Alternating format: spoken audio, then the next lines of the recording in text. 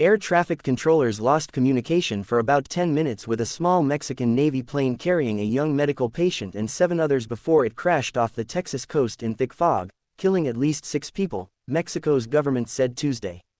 The plane was working with a nonprofit group transporting Mexican children with severe burns to a hospital in Galveston, near Houston, when the plane crashed Monday afternoon. Authorities believed the plane had landed, but the flight had lost contact with air controllers, Mexican President Claudia Sheinbaum said Tuesday in her morning briefing. Teams found the dead bodies of 5 people and pulled 2 survivors from the plane's wreckage, then set off on a day-long search in the waters near Galveston for 29-year-old Navy Lieutenant Luis Enrique Castillo. Castillo's family back in their rural town in southern Mexico were left scrambling for answers, hoping for the best for their missing son. "We don't know what to do," his father Eduardo Castillo said Tuesday. "All we can do is wait. We can't go to the United States, we have no visa." The search came to an end Tuesday night when search teams found Castillo's body.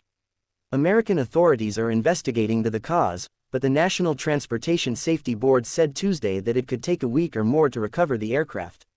"What happened is very tragic," Sheinbaum said in her morning press briefing, noting that sailors were among the dead.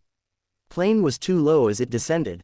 As the twin turboprop Beech King Air 350I approached Shoals International Airport in Galveston, radar shows it was far too low, said Jeff Gazzetti, a former NTSB and Federal Aviation Administration crash investigator. A navigation system for the runway where the plane was supposed to land had been out of service for about a week, Gazzetti said.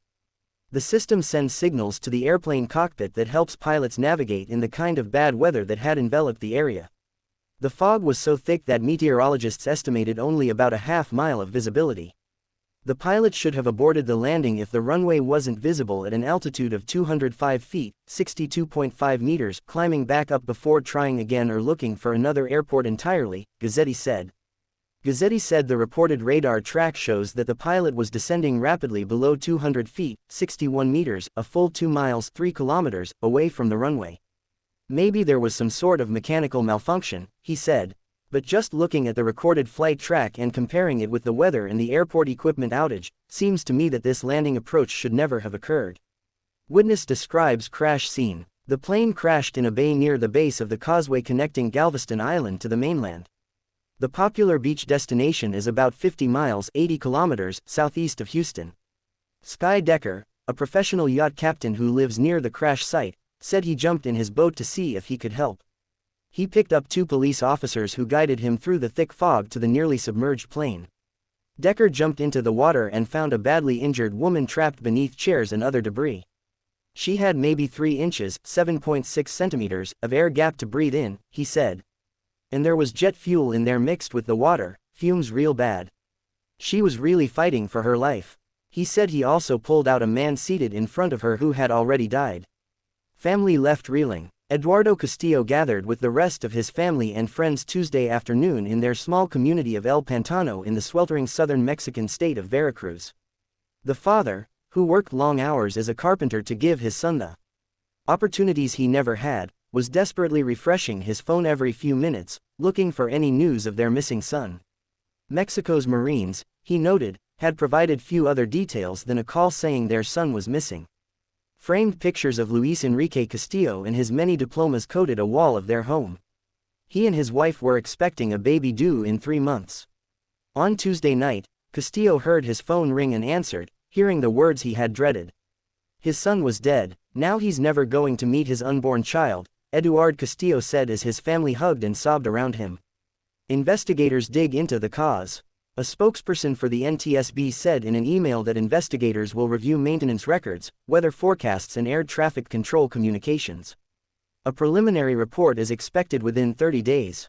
Gazzetti said the investigation also will likely look into how serious the young patient's medical condition was and how motivated the pilot was to land. There have been previous accidents in the air medical community where pilots try to push their luck in order to save the patient, he said. The aircraft had a very proven design, said aviation safety expert John Cox. He said it's the latest version of a series that has been in use since the 1960s and would have been outfitted with all the modern electronics, avionics and equipment. Plane was helping with medical mission. Mexico's Navy said the plane was helping with a medical mission in coordination with the Michoud and Mao Foundation. The charity was founded after a mother died trying to save her kids from a fire. One child died, while another survived after receiving treatment at Shriners Children's Texas in Galveston.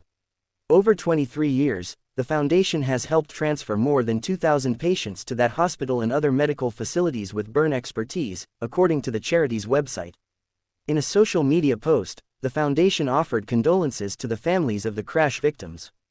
Shriners Children's Texas said in a statement that it learned of the crash with profound sadness, but wasn't able to provide any information about the child's condition.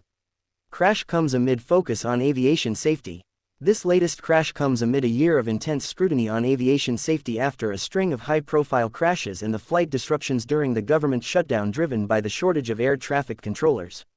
The January mid-air collision between an Army helicopter and an airliner near Washington, D.C., was followed by the crash of a medical transport plane in Philadelphia. This fall's fiery UPS plane crash only added to the concerns. Still, the total number of crashes in 2025 was actually down a bit from last year, and experts say flying remains safe overall.